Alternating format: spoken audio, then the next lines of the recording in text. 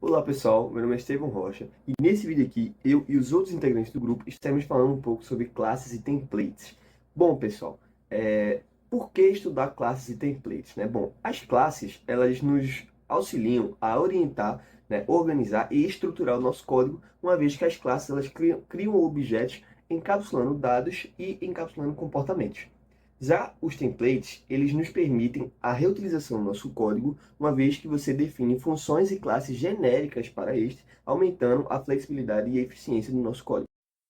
Então, pessoal, dando sequência ao nosso vídeo aqui, explicar um pouquinho sobre o que são as classes, né? Bom, uma classe em C++, ela é um molde que vai definir atributos e métodos para criar objetos, encapsulando dados e comportamentos específicos, beleza? Bom, agora explicando um pouquinho a diferença entre classes e structs. A principal diferença entre classes e structs na linguagem C++ é que os membros de uma classe eles são privados, enquanto os membros de um struct eles serão públicos, beleza? Falando um pouquinho sobre a POO e o encapsulamento, né? POO é a sigla para Programação Orientada a Objetos, beleza? Bom, a Programação Orientada a Objetos é basicamente você organizar o seu código em torno de classes e objetos, beleza? Que é o que gira aí a nossa linguagem C++. Por isso que a gente diz que a linguagem C++ é uma linguagem de programação orientada a objetos, porque você está fazendo um código que vai girar em torno de classes e objetos. E, enquanto você faz isso, você utiliza o encapsulamento para proteger e esconder os dados internos, beleza? Esses dados só vão poder ser acessados por um método definido. E agora, pessoal, definindo o que são classes, né? Bom, a estrutura básica das classes elas vão estar limitadas pelos colchetes, né? Então, atributos e métodos eles vão estar dentro do colchete. Já o que são os atributos, né? Os atributos eles são as variáveis dentro de uma classe que vão armazenar os objetos e os métodos são as funções dentro de uma classe que vão determinar o comportamento desses objetos. E agora falando um pouco sobre construtores e destrutores, os construtores eles vão inicializar os objetos, enquanto os destrutores eles vão liberar recursos quando esses objetos forem destruídos. Ficou muita teoria, né? Pouca prática. Então eu vou mostrar para vocês em um código, né, bem simplesinho, o que seriam os construtores, os destrutores, métodos, atributos e a classe dentro desse código, né? Então vamos embora. Então, pessoal, eu vou só pedir um perdão, né? Corrigir um erro que eu cometi, que eu falei que eram os colchetes, mas na verdade são chaves, tá? Que vão limitar a estrutura de uma classe, beleza? Mas, bom, esse aqui é o código, galera. Bom, esse código aqui, ele basicamente vai nos mostrar uma pessoa, vai apresentar o nome e a idade dessa pessoa, e depois vai dizer que esse objeto foi destruído, né? O nome, né, que seria o objeto da pessoa, vai ser destruído, beleza? Bom, olhando esse código aqui, a gente pode perceber o que é cada coisa, né? Eu já defino ali classe, pessoa, defino o público, defino o construtor, o método, o destruidor, defino como um atributo o nome, a idade, e depois na main ali o que, que ele vai apresentar para a gente, beleza? Bom, qual é a estrutura básica desse código aqui? Como eu disse para vocês, a estrutura básica ela está ali delimitada pelas chaves, né? Então a estrutura básica vai ser a classe pessoa, beleza? Porque é ela que está ali com as chaves. Já os atributos, né, que como eu disse para vocês, são as variáveis que vão armazenar os objetos da nossa classe, os atributos aí que são? É o nome e a idade, né? Como eu mostrei aqui para vocês, a gente tem como string esse nome e como um inteiro a idade. Já o método, né, que é a função que vai estar na nossa... Como eu falei para vocês, o método ele é a função que vai estar... como eu posso falar? A função que vai determinar o comportamento dos nossos objetos, né, dos nossos atributos. Então, o método vai ser o apresentar. Ele que vai exibir os nossos atributos. Então, quando eu chamo esse método apresentar, ele vai mostrar o nome da pessoa, vai mostrar a idade da pessoa e vai mostrar que esse objeto foi destruído, né, como eu pedi para mostrar o destruidor.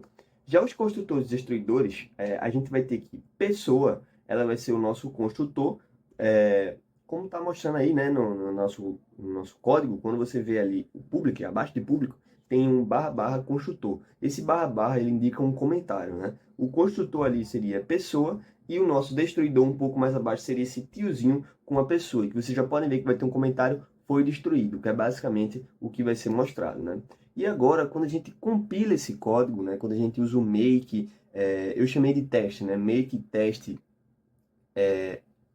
.cpp, ele vai fazer maketest.out, perdão, ele vai fazer o arquivo out, né? Então o código pronto, já compilado, e depois a gente compila ele mesmo, executa ele, né? Então eu vou dar o make aqui, make teste.cpp,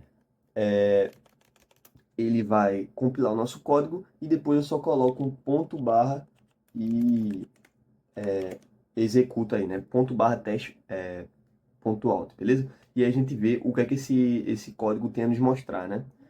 Utilizando o método apresentar, né? O que é que ele vai apresentar para a gente? Teoricamente, ele teria que apresentar o nome da pessoa, a idade da pessoa e depois dizer que o objeto, que seria o nome, vai ser destruído, né? Foi destruído. Então, quando a gente dá um Enter aqui, a gente consegue ver que ele apresenta justamente isso. Ele apresenta o nome, nesse caso é Alice, né? Que foi o nome que eu já defini. Se você ver no código, já está escrito que o nome é Alice.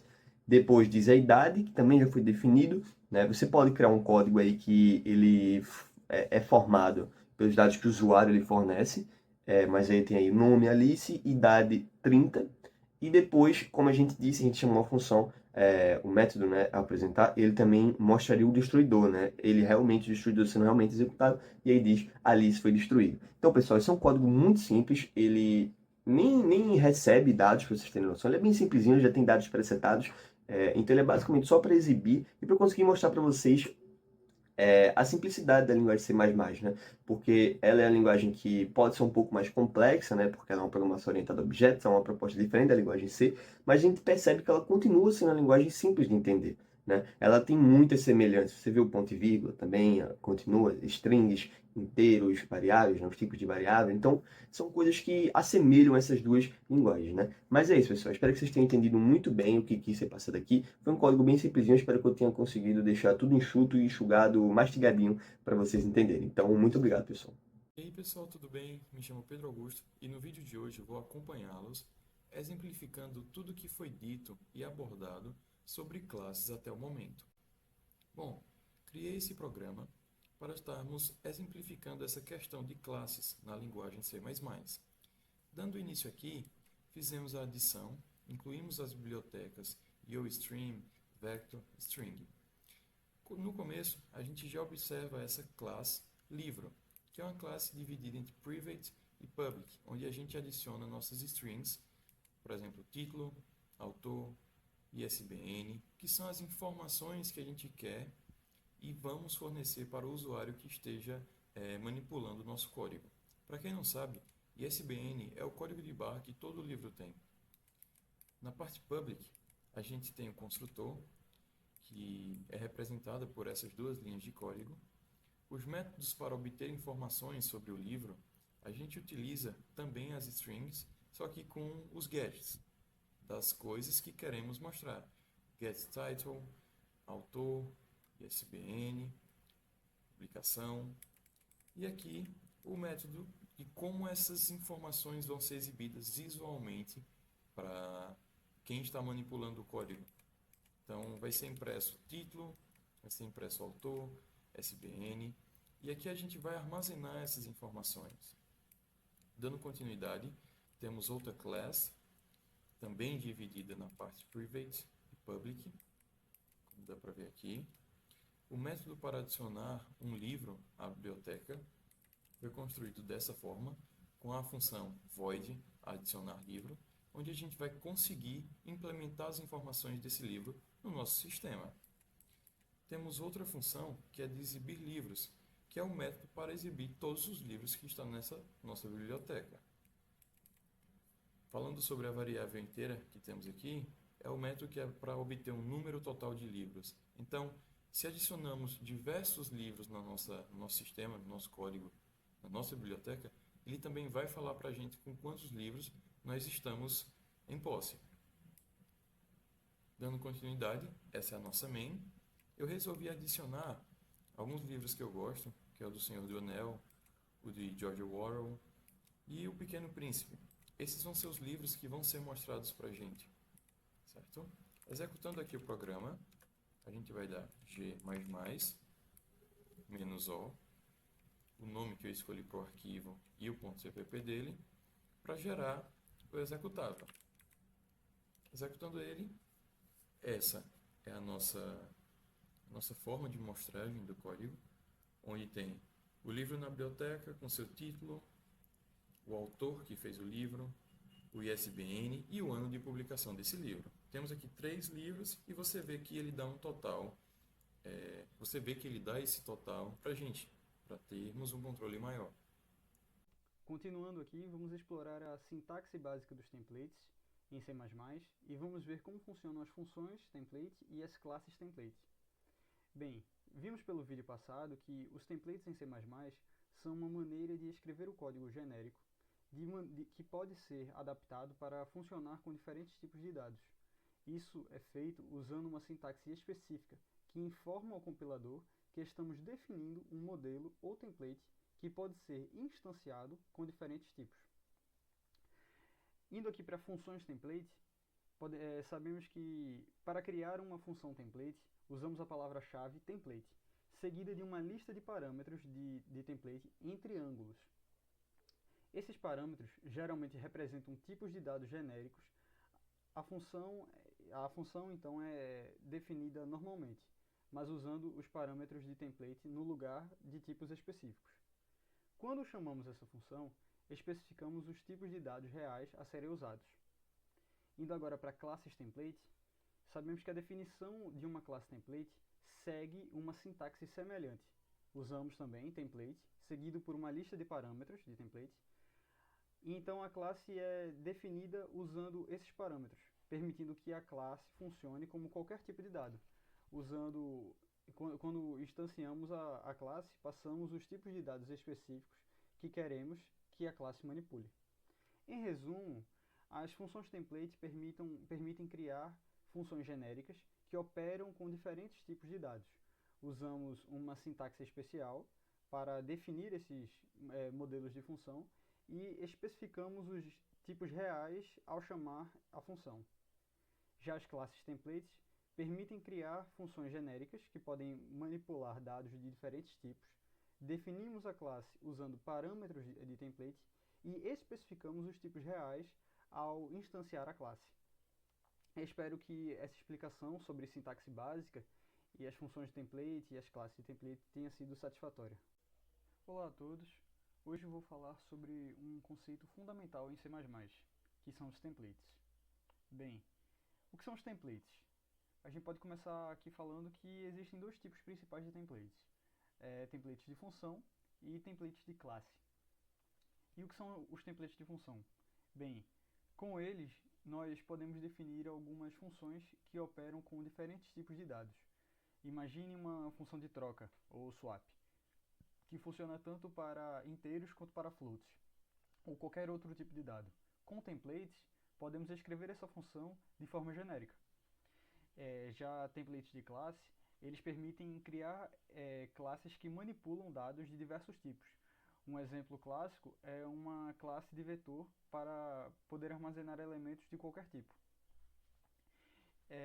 E a gente pode se perguntar por que os templates são importantes. Bem, os templates eles são essenciais por várias razões.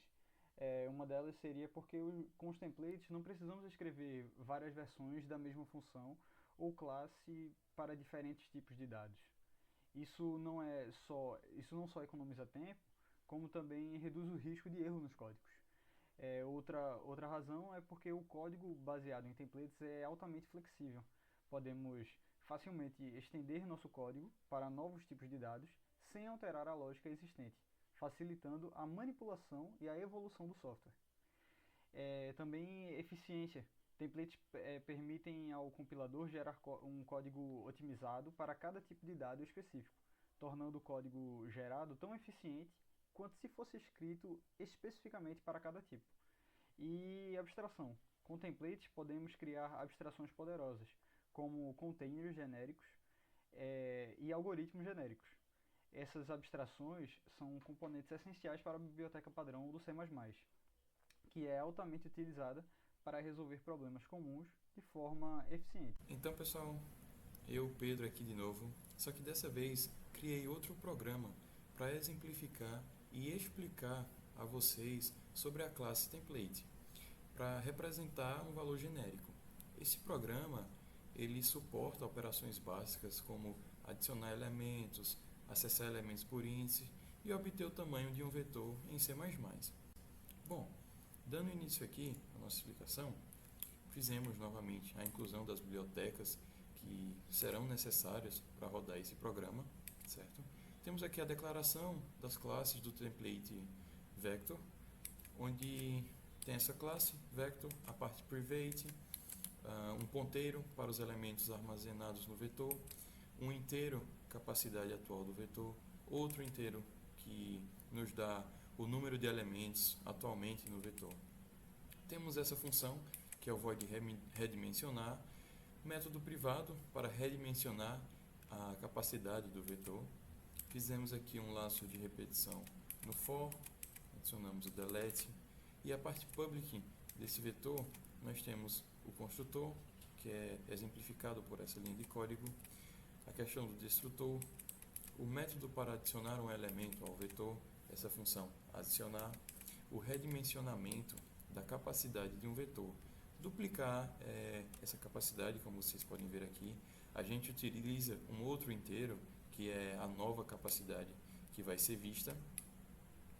Temos o método para acessar um elemento por índice. Utilizamos essas linhas de código aqui, com esse return de elementos. Temos também método para acessar um elemento por índice constante.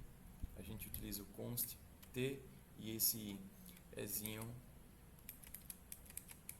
O método para obter o tamanho do vetor, que a gente utiliza esse inteiro, getTamanho. A função principal, que é a nossa main, para criar um vetor de inteiros, a gente usa o vector int. A gente também adiciona elementos ao vetor de inteiro. Você vê que aqui está 10, 20 e 30. E exibir os elementos do vetor de inteiros, certo? A gente utiliza o laço de repetição for. Para criar um vetor de string, a gente utiliza justamente essa linha de código aqui, onde a gente coloca o vetor, o std, a string e assim dá continuidade. E adiciona os elementos ao vetor dessa string. Por exemplo, olá mundo, template. Então, vamos rodar aqui o código para vocês terem um entendimento melhor.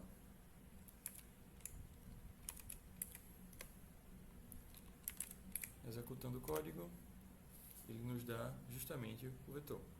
Vetor 0, tamanho 10, que a gente tinha fornecido, 20, 30, que foram informações previamente já ditas e estipuladas por nós. O vetor de string olá, o vetor de string 1, mundo, e assim vai, template. Então você vê que isso nos dá uma margem para criar várias coisas com essa questão da classe de templates. Então foi isso, pessoal. Encerro minha parte por hoje e espero ver vocês no próximo vídeo. Em resumo, os templates em C++ são uma característica fundamental para promover a reutilização de código e a criação de soluções genéricas e eficientes.